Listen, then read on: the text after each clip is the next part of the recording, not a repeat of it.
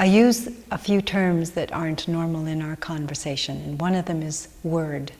Word is like in the biblical beginning. First there is the Word, and upon the Word, I'll say, all things arise. The Word is not necessarily God-word. The Word is the Word. The Word is what things come from. If you say, I'm committed to do a TV show, on that word you will flow and create and make your decisions unless you change the word. But forevermore, that will haunt you if you don't finish it. On the word, there is a program. And you have to either have denied everything to the word because it ended up being not good, and say no. And basically, we have to uncreate it and have no further reason to continue on it. Or it shall come about through a program of intense design and intense need to fulfill that you have programmed by your decision, I shall do this.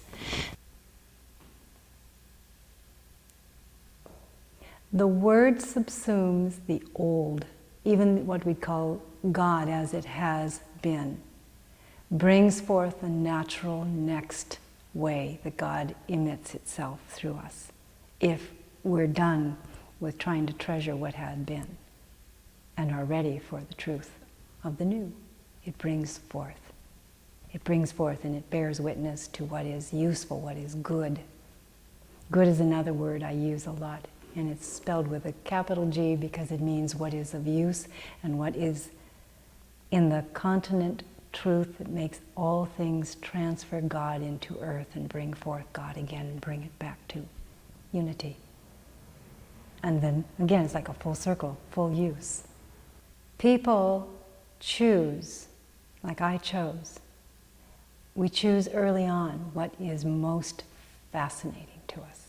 Whatever we decide is fascinating, whatever we prefer to live on, that's the aggregate study we'll be in. It's a great study throughout this life, an experience, an experiment of the things we have chosen, or experiment on those things we have chosen.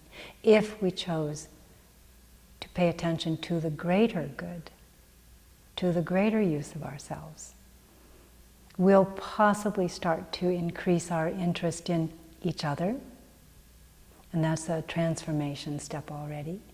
If we choose to wonder what the greatest love is, we may stop transferring our affections on a pet, or just our children, or a student, or a parent, or a sweetheart, and wait to find out what the greatest meaning of love is, so we don't attach too much to tiny significances in comparison with the whole word, love. As we blend with that kind of interest and consider that this is fun to find out, there is nothing left but this study. Now God can work through us. Before that, we were too busy doing other things, like trying to teach a hobgoblin how to stop being a ghost, because we have plenty of ghosts getting in the way of pure listening to the inner word that comes and travels through us when we're loving enough, when we're present enough. Love and being in the present are blended together. Love isn't past, it isn't future, it's in the present, and it's in the present that we'll find the true word, and thus we'll literally find the truth. And in finding the truth, love is even more revealed, and as love is revealed, God finally becomes present enough we actually know for sure it's not just a philosophy.